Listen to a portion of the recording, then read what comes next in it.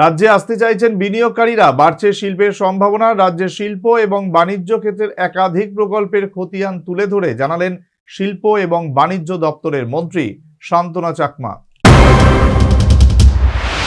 রাজ্যের শিল্প ও বাণিজ্য ক্ষেত্রে একাধিক প্রকল্পের খতিয়ান তুলে ধরে সাংবাদিক সম্মেলন শিল্প ও বাণিজ্য মন্ত্রী শান্তনা চাকমার। বৃহস্পতিবার মহাকরণ থেকে সাংবাদিকদের মুখোমুখি হয়ে মন্ত্রী জানান, রাজ্যে বিনিয়োগকারীরা আসতে চাইছেন। বিনিয়োগ নিয়ে প্রায় ১,৮৬১.৫১ কোটি টাকার ১৪টি মৌ স্বাক্ষর হয়েছে ইতিমধ্যেই। তার মধ্যে 6টির বাস্তবায়ন শুরু হয়ে গেছে। গোটা বিষয়টির উপর নজর রাখতে এবং বিনিয়োগকারীদের সাথে যোগাযোগ রাখতে তৈরি হয়েছে investment promotion agency of Tripura. এই কমিটির সভাপতিত্ব করবেন মুখ্যমন্ত্রী মানিক সাহা।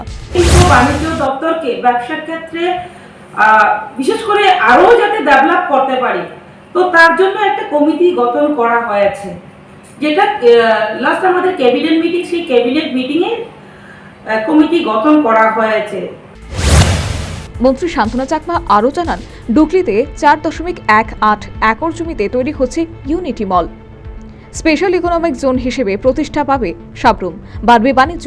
শীঘ্রই মৈত্রী সেতু উদ্বোধন হওয়ার কথাও জানান তিনি। পাশাপাশি রাজ্যের ছোট ব্যবসায়ীদের আরও উৎসাহিত করবেন শিল্প ও বাণিজ্য মন্ত্রী। তিনি জানান, এবারে ব্যবসা করা আগের থেকে সহজ হবে। সহজেই পাওয়া যাবে ট্রেড লাইসেন্স। যেহেতু ভর্তুকির ব্যবস্থা রয়েছে, তাই ব্যবসায়ীদের লোন নেওয়ার জন্য উৎসাহ দেন তিনি।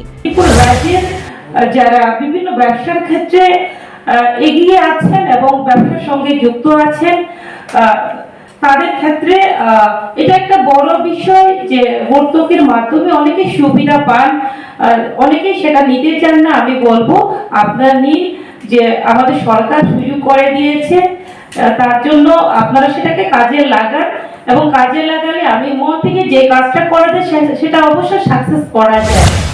পাশাপাশি তিনি PM বিশ্বকর্মা যোজনা, স্বাবলম্বন স্বনির্ভর গোষ্ঠী, ITI ভর্তি এবং প্লেসমেন্ট সংক্রান্ত তথ্যসহ বিভিন্ন প্রকল্পের খতিয়ান তুলে ধরেন।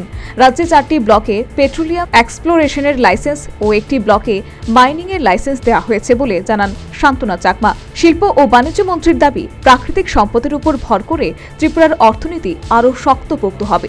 এছাড়াও আরও বিভিন্ন প্রকল্পের খতিয়ান তুলে ধরেন তিনি। Bureau report, news vanguard.